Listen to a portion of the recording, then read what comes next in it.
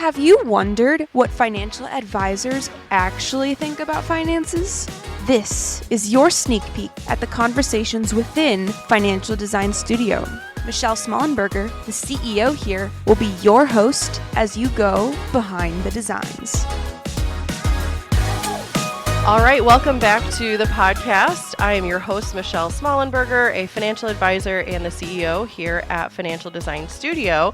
And this podcast, Behind the Designs, is all about giving people an inside peek at how professionals think about their industry. So typically that is financial advisors. But we have started and we're in the middle of a mini series where we interview professionals outside of finances or kind of integrated with finances. So other professionals that we work with. And so we're kind of giving you this inside look of who we work with, how we work together, so that you know we're not just disjointed, but we all work together. So you'll want to stay tuned for more of those episodes, and you can look back at past episodes.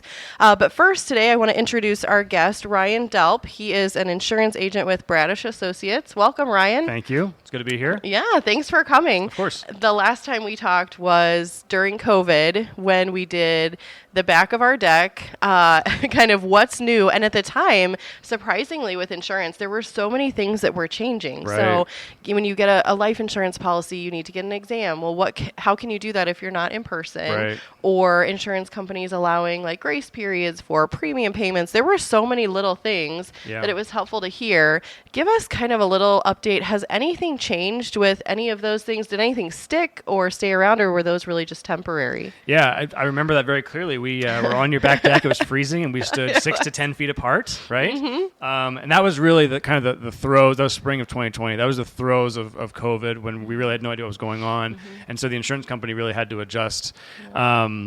And so, yeah, like as you said, with life insurance, they were waiving the in-person exams. No one was driving, right? And so they, returned some of the premium for people because no one was out on the road, and so there's no claims and those kinds of things. So, as far as what stuck from that, those things did not. Yeah. There are some situations where they will not do an exam with life insurance, but that's really more the exception than the rule.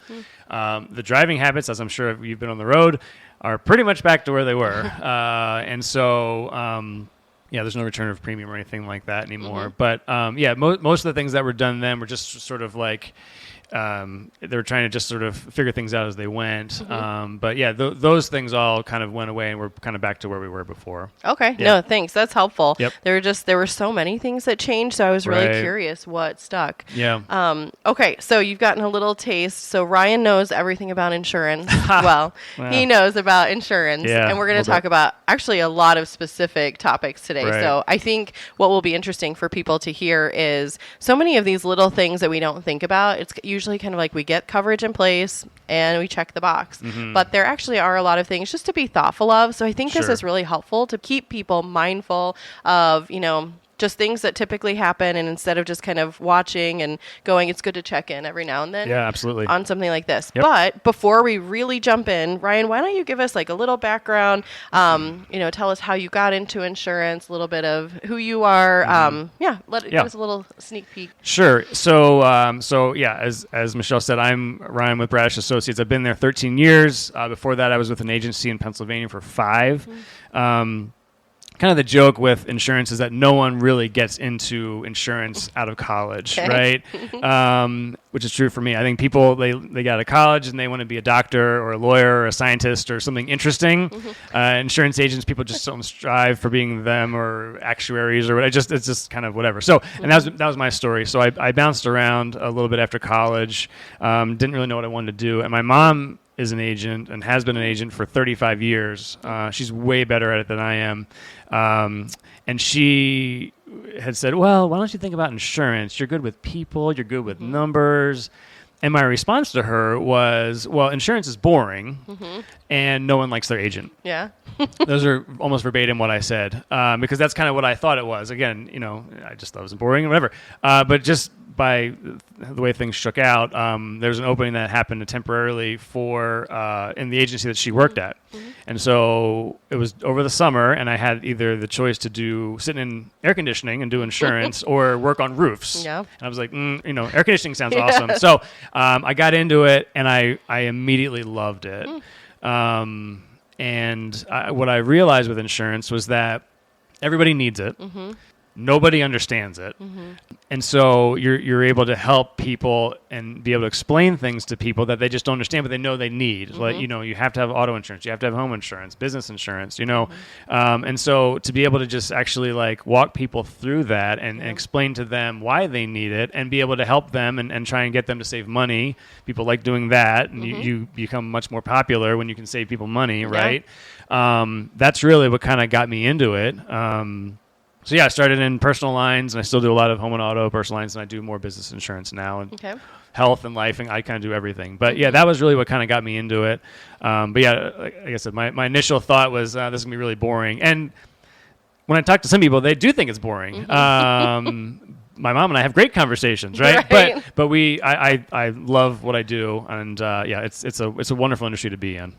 No, it's great. Yeah. I can attest to that. People do like their insurance agents Yeah. because we do like you. Oh, well, thank You're you. our I agent, appreciate so that. I can say that. I appreciate that. Thank you. No. So what's great about this is that I know we will have conversations about like what's new or is this really a thing? And, we're trying to always kind of like for our clients when we look at policies, catch something or, and then it's people like you that we're bouncing these things off of or sending them to you when we see something to say, hey, why don't you go get a second opinion? Because we want to be sure that our clients can trust who they're working with, but also someone that understands it, like you said. So not just, this is just what's in the policy, but you're really great about explaining, which we're going to talk about, a lot of endorsements and things that just are kind of all the little tiny writing in the policy. So it's really important. Yeah, there's a million different line items on your policy, and people typically look at whatever the one with the dollar sign is of how much they have to pay, and that's kind of the end of it. But what I always try and do is explain things specifically like in claim scenarios. So like if you have a claim and this happens, here's how your current policy will respond. And is that okay? Yeah. Do you think you need more or whatever? And so that's kind of how I try and walk people through that. Yeah, I think that too. That's really helpful. It makes sense because that's what you're really trying to do. So a lot of times with insurance, we think that this is kind of a necessary evil. I have to have it. Yeah. But instead, we could think, now that I have it, I'm protected. So if something happens, I'm insured. So someone else, I'm offloading this risk to the insurance company. Right. So, Yep, absolutely. So, no, that's great. Okay, so just to make sure that everyone knows that you are a real person, Ryan, you were telling me, so your son, you have a new driver in your household. Yep. So Yep. this is kind of like payback for everybody else who has had new drivers. Correct. And they're like, wait, now you finally do, and you know what it feels like. So give us okay, you've got a new driver. What are you thinking? What are just the important things that you needed to make sure that were in place? Right. Yeah. Yes. For my whole career, I've been, adding youthful drivers onto policies and people's heads exploding because, they see what the price is. And it's probably the most significant thing that will happen to your auto policy next to massive claims or anything like that is adding youthful driver. You can get a really expensive Lamborghini, and it probably will cost less than it is to add your 16-year-old driver. So, my policy tripled. It just did. So when adding a young driver, first thing is be prepared. It's going to cost more. It just is. Yeah. You can shop your insurance, and you may get something slightly better, but it's just going to cost more because young kids are inexperienced by definition and they hit stuff. Yeah. And so, the two things that I always tell people, and I did this for myself, were the two main coverages that'll be mostly impacted by youthful drivers are liability, because again, they hit stuff, and collision, because they hit stuff. And so liability, you can't really do anything about. You have to have it by law. Lowering your liability limits is a dangerous thing to try and roll the dice on, and it doesn't really change your price that much anyway. Collision, you can. You can increase that deductible. If it's at $500, you can go to $1,000, $1,500, $2,000, $2,500, whatever you want to do, depending on what kind of car they have. If your young driver has an old dumpy car that's a couple $1,000s, you can take collision off completely, and you roll the dice then, because if they do hit something, you're going to pay out to repair it yourself, or if you have to replace it, then that's on you. But it does save you money. So that is the one area that you can control as far as having a young driver. And I did that for mine. My car it's not worth a ton. The car that he drives is not worth a ton, but I kicked the deductible up quite a bit. Yeah. One, because even used cars are still valuable now, right? Yeah. But it also did offset some of the money that we had to pay out for premium. So Okay. those are the main things that I would say for young Okay. drivers. But yes, it's painful. I can tell you firsthand. So at least we know that you feel the same pain. Oh, yeah. That's Yes. always helpful when you It know is, yeah, that yeah. who you're working with Yeah, has absolutely. the same issues. Yep. Okay, can you just quickly describe, you mentioned liability and collision. Can you just quickly describe what those are? Sure. So liability coverage is when you hit someone else, there's bodily injury coverage and there's also property damage. So, if let's just use a claimant scenario. So I hit you, liability would pay out if you're injured up to whatever limit you have. Property damage would pay for the damage to your vehicle. So liability is to pay out to somebody else. Okay. Collision is to repair your own car. So if I hit a tree and it costs $5,000 or whatever, you would pay out your deductible, and then they would pay out the rest. The insurance company would pay out the rest to repair it. Or if the car is totaled, they would pay you whatever they deem as the value of the car. They cut you a check for that, and that's what you use to then buy another car. So those are the two main things, yeah. Yeah, no, that's really helpful. Sure. So we talked about in the very beginning, during COVID, premiums were actually returned to people because we weren't driving as much. So the insurance company actually did give us money back because we weren't using it as much, didn't need it. Then we talked about increasing it because new driver, things like this. Now we're going to talk about, because I'm really curious how inflation is affecting insurance. Now, this is going to take it back up, but I think we have like this one scenario to point out that like during COVID, insurance companies, so it's not like they just increase premiums over and over and over. Right. There actually were points where they said, wait, we're going to return premiums. So I'm just highlighting that because everything else we're going to talk about insurance is about to go higher. Yes, so right. There was a moment in time where they did give it money was back. good for That's us. true. Right. Yep. So I guess, so talk about inflation. We see the rising cost of everything. Insurance is no different. Talk about inflation, what you're seeing, and kind of why we would see inflation in insurance premiums, I guess. Sure. Yeah. So, as you said, Michelle, inflation is hitting everything, materials, labor, supply chain, like all those different things. And so what's happened with insurance is that it has dramatically increased the cost of claims.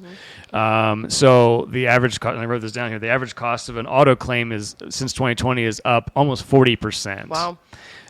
So what used to cost X is now X times 40%. Yeah. Nothing else has changed, right? Home side is about 32%. So same thing. So it's X times 32%. And so when you kind of stress that out over all the claims that have happened, even if all things being equal, if the amount of claims in 2022 is the same as 2019, the cost is still 30 to 40% higher. Yeah. And so that's a massive factor with insurance companies. And so because they are paying out higher amounts for claims, they pay claims with premiums that they get from you. Yeah. They have to, by definition, increase the premiums to try and, to pay those out. And so I've never been a part of anything like this. I know we probably talk about something called a hard market, and inflation had a big part of that. And just seeing these prices go up dramatically, and obviously that then starts people to say, well, my price is up by 15-20%. I need to shop it. But what happens is everyone's price is going up. So if you go to another carrier, and we've been doing this a lot, we have a lot of clients who are calling and saying, my price is up 20%. I didn't have any claims. That's good, actually, because if you did have claims, it might be up 40 or 50%. So it is a tricky balance with that. But you can look at other options, but everyone's going up, and so it's a hard place to be because it's impacted everybody. But it really comes down to the cost of claims is so much higher that the insurance companies just have to keep increasing premiums to try and keep pace with that. Yeah, I think there's two things. So one thing that's actually reassuring, that insurance companies keep up with this, because that means, like you said, when we have a claim, it's actually going to get paid out. They're not going to say, well, we only got this much, so we can't cover it. So that's actually a reassuring thing. Yeah. And then you mentioned something called a hard market. Yeah. Do you want to, it doesn't mean we're in a challenging market. Right. Things are hard out there. It's well, they tough. Are. Yeah. But explain what that means. I feel Sure. like this is an insurance. It absolutely is, yeah. And so I've been in the business 18 years. And so when I first got into the business, it was a soft market at that point. Okay. So the opposite. I remember that sort of the old timers were like, "Oh, you've never experienced a hard market. This is too easy." So in a soft market, companies are making money and everything's fine, and so the pricing can drop pretty low, and you can shop it, and there's people paying, that will give you really, really good pricing on it, and companies are willing to be more open in writing different things that maybe in the past they wouldn't have been interested in writing. And the soft market pretty much has been my entire career. There were times when that wasn't the case. Before I was in the industry, like 9/11, the market hardened a little bit for a little bit of time, but then it stabilized. 2008, obviously the market crash financially.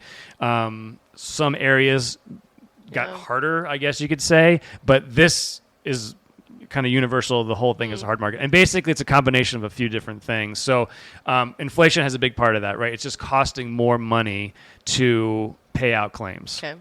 In combination with that are something called what we call CAT losses or catastrophic losses. And one of the things that I kind of doing a little digging on this, 6 of the most significant storms in the last 40 years have happened since 2017. Wow. So massive, I just have it here. So like Hurricane Ian from 2022, 112 billion. Maria in 2017 was 90. Harvey in 2017, $125 billion. And then even like this winter storm Ethan, I didn't even know. I've been doing this a long time. I didn't know winter storms had names, but Ethan was over this past Christmas. And one of my carriers had said that is the most significant weather claim scenario that they had ever had was frozen pipes and things like that. And so we've just had a really bad run of catastrophic losses. So in addition to the inflation and all that is the catastrophic losses. And so it's just made it really, really challenging for the insurance industry to try and make money and be profitable. And so that just turned us into a hard market where they just have to keep pricing much, much higher to just try and whatever. Also, I think the other part of it is that insurance companies are tightening up what they're willing to write. Okay. And there's certain areas in the industry that they just are not as inclined to write. So if you've had a couple claims, years ago, the companies may say, "Oh yeah, sure, we'll still write you." Maybe even give you a good price. So now they're like, absolutely not. One real quick example of that, it just happened this past week, and I'm still shaking my head at it for myself. So I had somebody who bought an apartment building last October. Okay. We had an insurance company give a really great price, wrote the policy, everything was great. He's buying another one right next door. It's the exact same breakdown as far as the age of the building, size. It's a mirror image of the same building. So naturally we went to the same company. They said, we're not going to write it at all. So, 11 months ago they gave a great price, and now 11 months later they won't write it at all. And they said because their underwriting has gotten tighter. And so it's pricing, but it's also they're just less inclined to write certain things. And so it's been a challenging time. It really has been.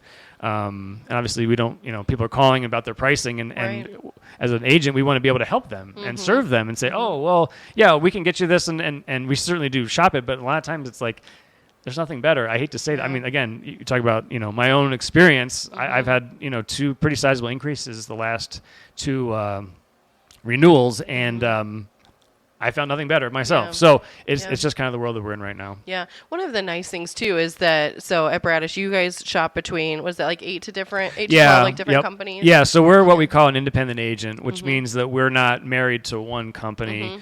And so we have some carriers, that you probably have heard of, like Travelers and Progressive, they work through an independent channel.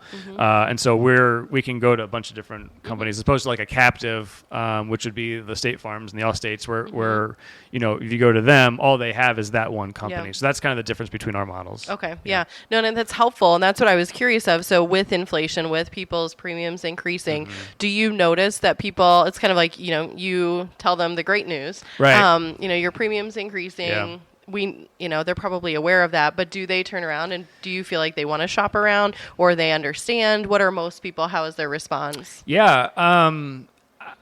It's a mix. Some people really, they see any kind of increase whatsoever, and they're like, oh, I didn't have a claim. Go shop it, Some people will look at it, and understandably, they see 20-30%, and they're like, this is crazy. But there's a decent amount of people. I don't want to say 50-50, but there's a decent amount of people I would say that do understand. Yeah. That say, everything's going up. My grocery bill is higher. Right. Go out to eat, and it's much more expensive. Gasoline for a while was that way. And so they kind of understand it, and it's just kind of where they are, and they kind of get that. So yeah, it's a mix of both. Yeah, no, that's helpful. I do think something you've pointed out, and we're going to dig into this a lot more, is really kind of, okay, there's premiums that you pay, but there's a few different things happening underneath that. So you have deductibles, but you also have what is covered on your policy. Yeah. So I actually think there's a lot of things that people can dig into on their policies to make sure and to feel better about what they're paying for. So we're going to kind of start to dive into that kind of policy type by policy type. Sure. I think that'll help people to kind of understand from your point of view, even what you're seeing, Yeah. and ways that they can adjust it if they Right. say, you know what, yeah, my car is older now and I've never made any changes. What can I do? So, Yep. So let's kind of dig into a little bit of those. Let's start with kind of auto, just because I feel like that's when we all drive. So, Yeah, and right. we've talked about that. Auto, what are some of the things that you're seeing with that? Like anything that you would point out to people, be sure and check this, or ways they can change those policies. Yeah, and you'll hear sort of a common theme here. I think the main thing that we want to look at is the deductible. And now with liability, so if you are driving, you hit somebody, there's no deductible for that part of it. So there's no real way to sort of change that part of it. But yeah, so the two main things that they'll have deductibles are comprehensive coverage, which is the weird stuff. So your car is stolen or vandalized, or you hit a deer or a tree falls on it, that's comprehensive. That's subject to a deductible. Generally speaking, because it's covers sort of the weird stuff, the premium for that line is typically not terribly expensive. So I generally don't think people need to do it unless they have a really very expensive car. They probably don't need to adjust that. The main one, again, is collision.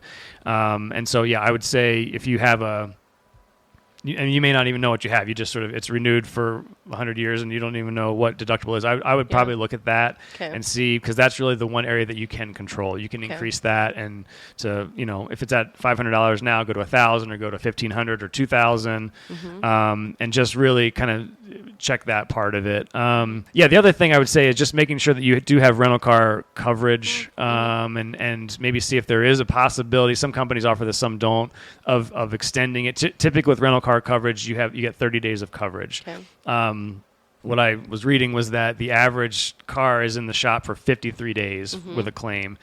You can see the problem there, right? That's 23 days where that policy would run out of coverage. And so I would maybe just double check and see if that is something that's available, or see what would happen. If I do have a claim and it goes for more than 30 days, will the insurance company make sure and keep paying while I need that rental car when my car's just stuck in the shop? So those are kind of the main things I would say that you want to keep an eye out for. Okay, so those are some of the things, kind of like why premiums would increase. These are now some of the things, some of the increased costs that insurance companies are having to bear. So this is why kind of premiums get increased on our side. So rental cars, so taking longer for a car to get fixed, and you already mentioned like higher costs to fix something, or to file that claim. So these things now start to make sense. But it's also like, that's something that just, I think anyone thinking about their auto insurance doesn't naturally think, how long do I have rental car coverage for? So I think that's a really good point to point out, is make sure you have something. Now, do most auto policies come with something,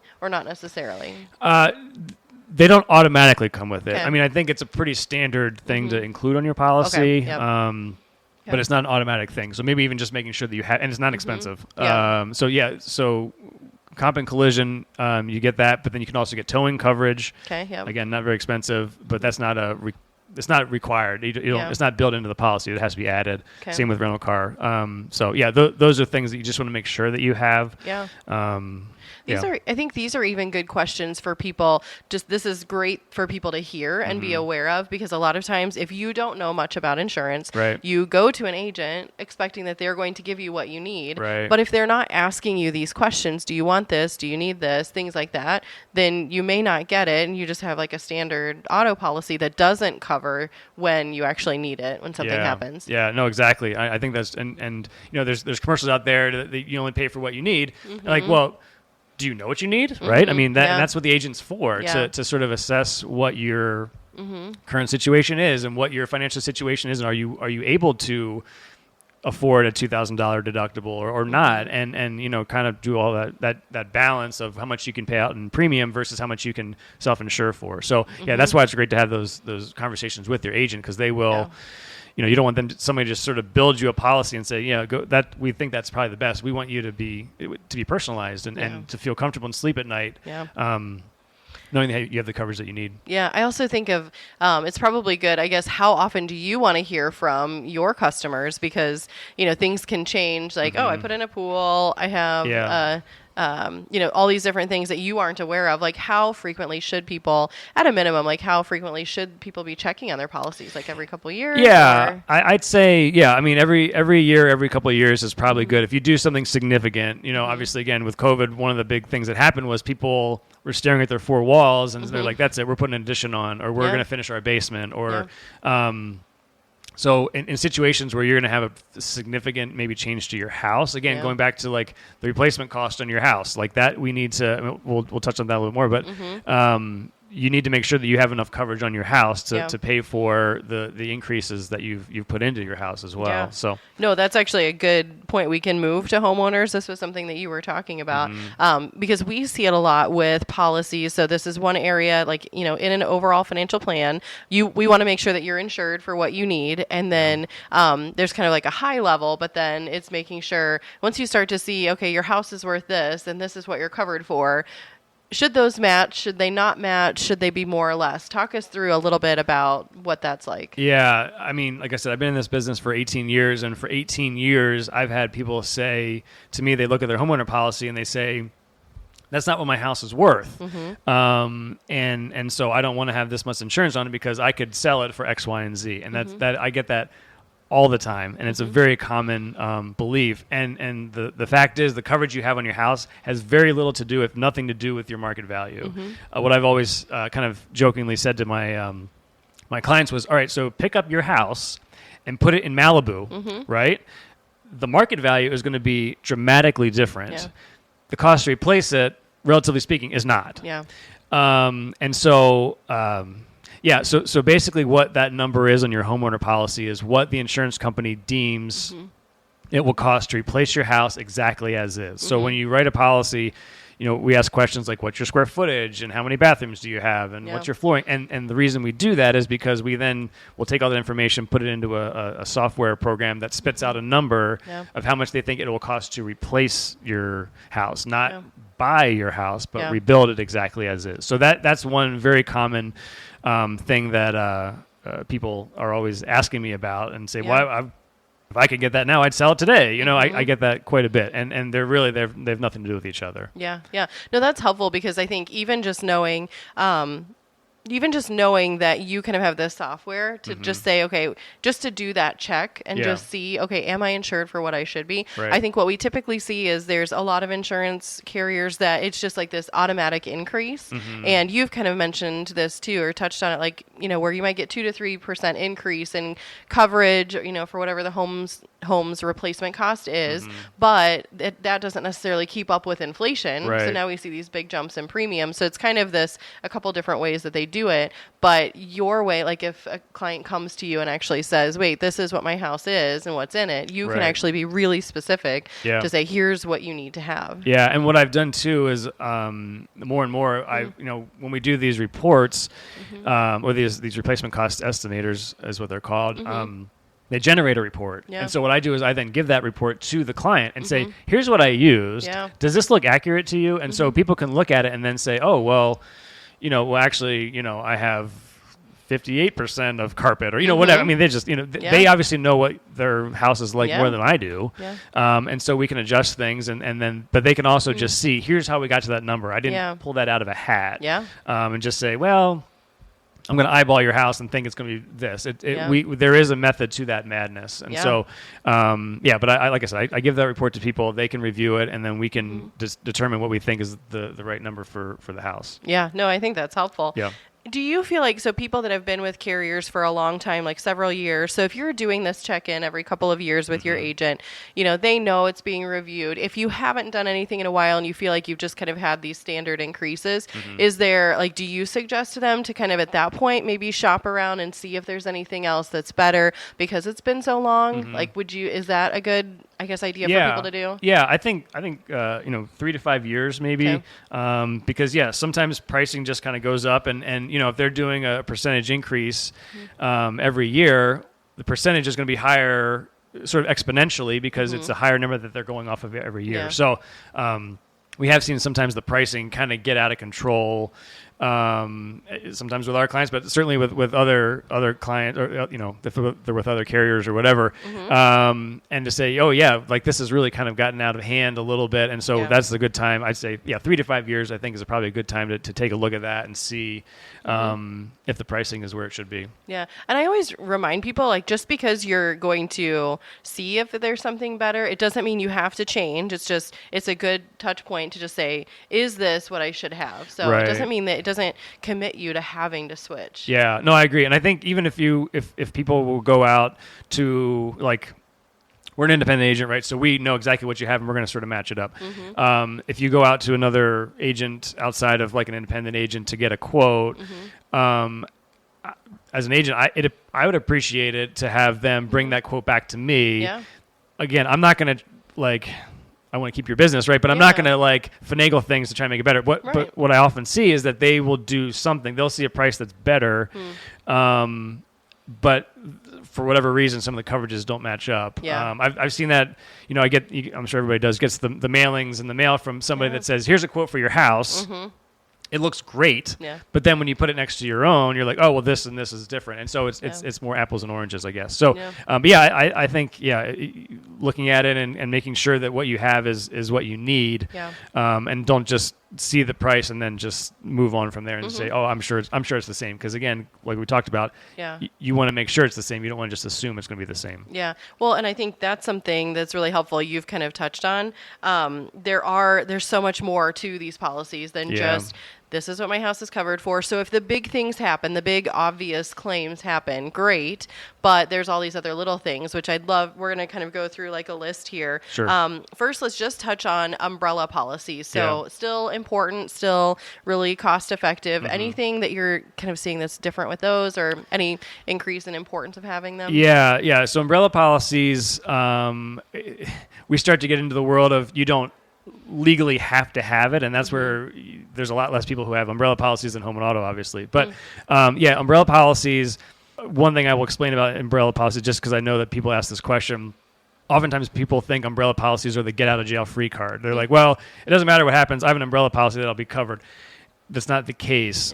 Specifically with property, they're like, well, if my house is not insured enough, I have an umbrella policy that'll cover it, and umbrella policy doesn't cover your house, the property portion of it, at all.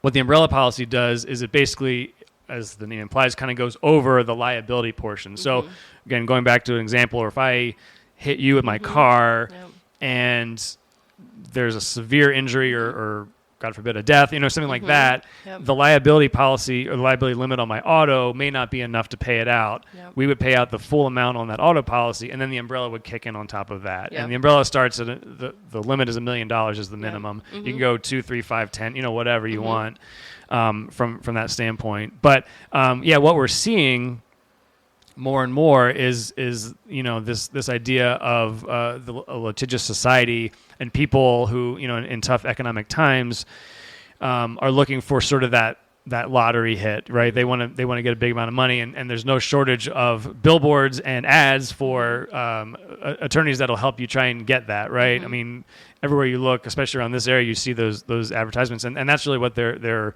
advertising and trying to say, hey, we can get you a settlement, it'll be a big settlement. But what we're seeing is something called social inflation. It's a little bit of a newer development we've seen the last few years. And basically the idea is that if there's a suit and it goes to a jury, in the past, the jury would award a settlement to this person, sort of in line with their injury, and say, oh, let's just say that the injury cost, $100,000, the jury would award out $100,000. What we're seeing now more so is that juries are being a little more punitive with that and saying, well, the amount that actually would get them whole is $100,000, but we're going to really kind of prove a point here, and so we're going to award them $1 million or $10 million or $100 million. So huge payouts. And that's where the liability would kick in. And so that's why I think it's important to have an umbrella. Not to say that that's going to happen to you, but just to protect yourself, again, so you can sleep at night. And again, the umbrella policies are relatively inexpensive. Yes. $1 million you can get for $150. So I mean, it's pretty cheap. So, but yeah, that's one of the big reasons why we're seeing more people want to get umbrella policies, just because they're seeing more and more of these settlements and lawsuits, and people are quicker to sue, I think. So anyway, so that's what I see with that. No, I think that's helpful too. You had mentioned this kind of in prior conversation, but just if like in more of a recessionary environment, when times are hard, people, like, if something happens, there's a place, you can always try and get something. So whether it's people trying to use that more or whatever, it's just kind of things like this that it's interesting that you're seeing it, in ways like that. Right. Yeah. There's a temptation there to be like, well, things are hard financially, but if I can get this big windfall of money somehow, why would, human nature suggests, why wouldn't I take that? Right. So that's we're paying for that. So. Yeah, exactly.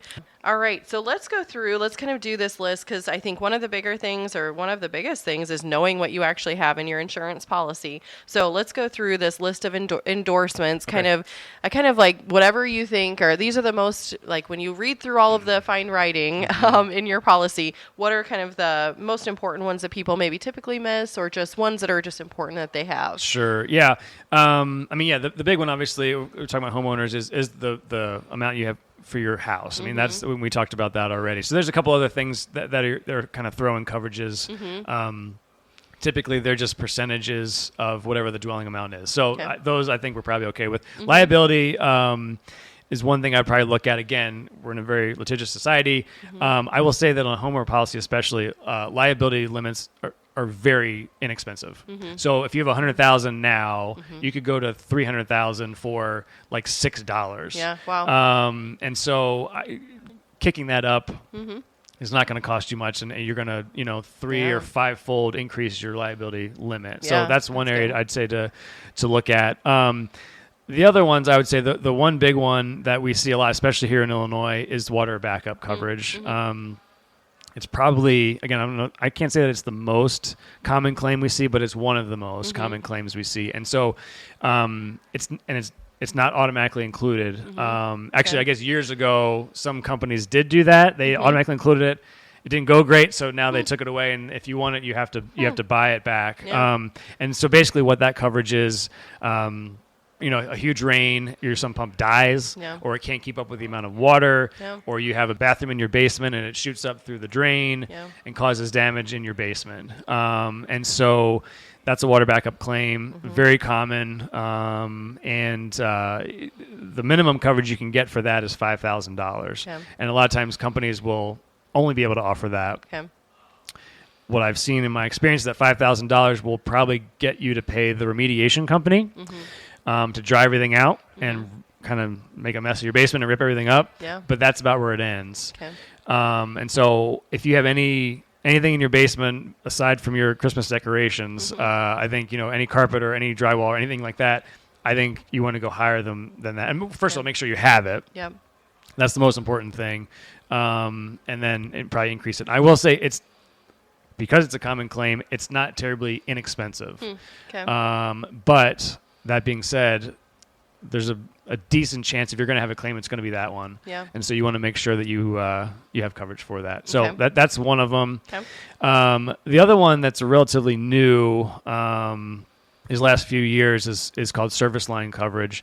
And companies weren't offering it up until certainly within, I think, like the last 5 to 7 years is when I feel like I've started seeing it. And it just sort of popped up. And basically what service line coverage is for is when you have like a pipe or something that goes out to the street that, like your water or sewer goes out to that, and like it gets old and it collapses, or like a tree root grows in and kind of blocks it up, and then, you have stuff come up through your basement. There's the cost for the basement to repair that and all that we just talked about, but there's also the very expensive cost of having someone come out and digging up your yard and taking that and replacing it. Yeah. Service line now covers that. Generally, the limit is $10,000 or $20,000. Okay. But the cost of it is pretty inexpensive. And so I had an experience with my neighbor who had that exact thing happen to him. And he called me and he just said, "Hey, I had this happen. I'm sure it's not covered, but I want to let you know." And I said, "No, I think you have service line." We pretty much put service line on almost every policy at this point, just again because of how common it's becoming. But I said, "I think you do have it." And so for him, it was $15,000 to rip up his yard and get that replaced, and he had $10,000 of coverage. And so he got a check from the company within a day or two for $10,000, and he was ecstatic. Yeah. He was very happy. So that's another one.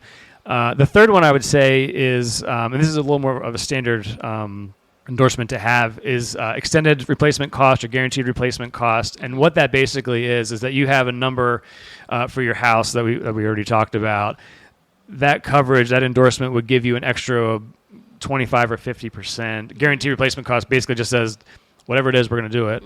But at the very least, it would be 25 or 50% on top of what you have. So for easy math, let's say your house is worth $1 million. You could have up to another $250,000 or another $500,000 of coverage, just to give you kind of that wiggle room. And again, with inflation and how much things are costing, you want to make sure you have it. Again, it's pretty standard. It's super cheap.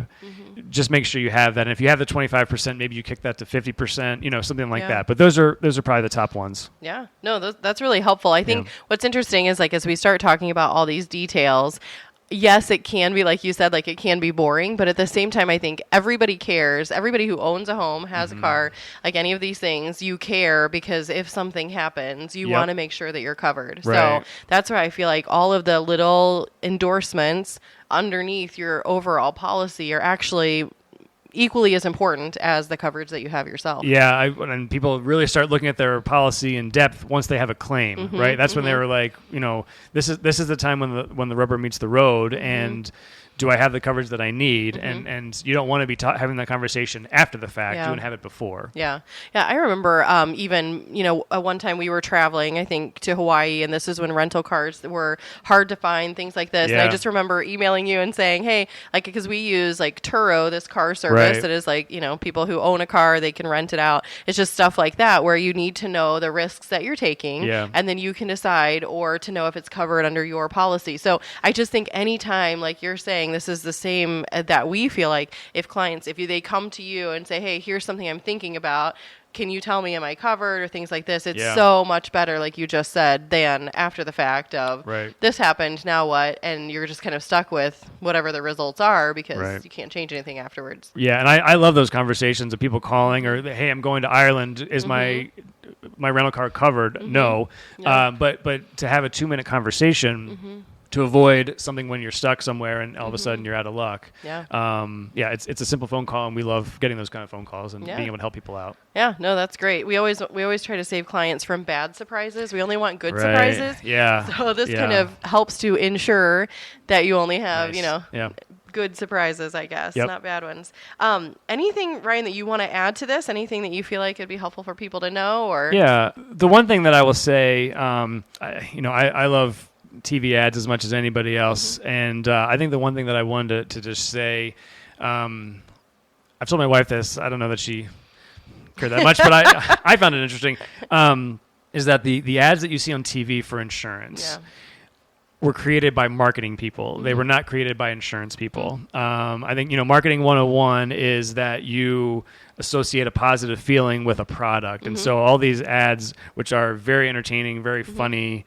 The Progressive one where they're like your parents. I love those. So great. They're the best. But you're associating a laughter, a positive feeling with a product. But as an insurance agent looking at these commercials, what they're actually saying is not unique to them. The one I think of specifically is like the mayhem ones, right? Where if the mayhem happens in this, and if you have cut rate insurance, it won't be covered.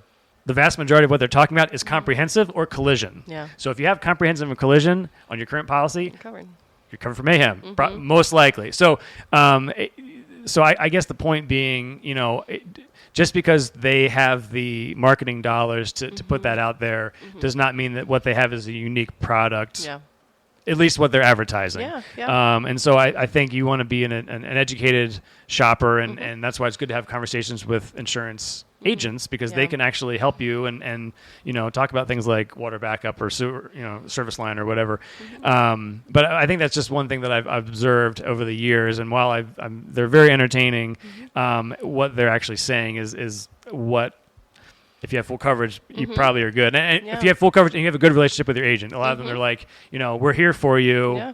Well, any good agent is there for you, right? So, that's the one thing I was just going to say about that part. Yeah. No, I think that is helpful. The biggest thing I feel like as a takeaway from this is, it's one of the probably least, like, to actual read through your policy, that might be confusing, but to actually sit down with your agent and review what you have, could be really helpful and save a lot of time. If you're thinking, well, wait, I want that and I don't think I have that, ask first. Right, sure. And then if you're going to shop around, compare it line by line to everything that you have or aren't going to get if something seems better. So it's kind of like, if it seems too good, it might be, it might be too good to be true, but just check to make sure. Yeah. So. And the line that I hear a lot is, I was at a dinner party, right? Like that's the beginning of all good questions. And so I was at a dinner party and so-and-so said this about insurance. Well, so-and-so a licensed agent? No. Okay. Well, anyway, so there's a lot of information out there that may not be true, but people just are at a dinner party, and so they assume it's going to be true. And so even the dinner party questions. So if you have a question about this and say, well, my second cousin twice removed said this, ask your agent and say, is that true? Or is that what I have? Or do I need this? Or do I not need this? And we can answer that for you. Yeah. No, that is such a great point. That is exactly why we do this podcast, is because people do talk to other people, and we want our clients to hear from us and from professionals like you to actually explain things so that you know what you're talking about. You can listen to this. So now you can say, oh, I just listened to a podcast on that. Yes, go listen. It's that kind of stuff, instead of, because we see it so much where everyone's situation is different. And so you have to be so careful to make sure you're getting what you need. Right. Yeah. And that's a really good point too, Michelle, in that, like, someone will say, well, my brother has this and he pays this and I have this. Well, there's a million different things, even though you're related. That is different between your scenarios. And so you have to just, everyone's unique and their insurance needs are unique and where they live impact their pricing or, whatever. So there's a lot of different things. All things are not created equal when it comes to insurance. It's not all, everyone's has a unique situation. Yeah, no, this is great. Well, thank you so much for joining us, Ryan, to kind of give us this update on insurance. This has been really helpful, and I know it'll be valuable for a lot of people. Because of that, we are going to do a webinar. We're going to dig into some more of these topics even further. Tuesday, October 24th. So you can get the link, sign up for that in the show notes on the blog post. So be sure to register for that at Financial Design Studio, what we're talking about. So these things, if you're listening to this and this is helpful for you, please be sure to share these episodes. Be sure to share that you heard a podcast that was helpful and kind of guided you toward taking action and getting something in place with whoever that is. We'll be sure and put Ryan's information in the show notes. So thanks again for listening, and we'll see you on our next episode. Thanks for listening. To find any links or resources related to this episode, check out our show notes. Your host was Michelle Smollenberger, a certified financial planner and CEO. The guests featured are from Financial Design Studio, a team of experienced, fiduciary, fee-only advisors based in Chicago. Anna Lewis is the executive producer of the Behind the Designs podcast. And as always, for more information about Financial Design Studio and who we are, check out our website, financialdesignstudio.com. And final note, no content discussed on this podcast should be taken as financial advice. Financial Design Studio accepts no responsibility for your individual choices. We'll see you in the next episode.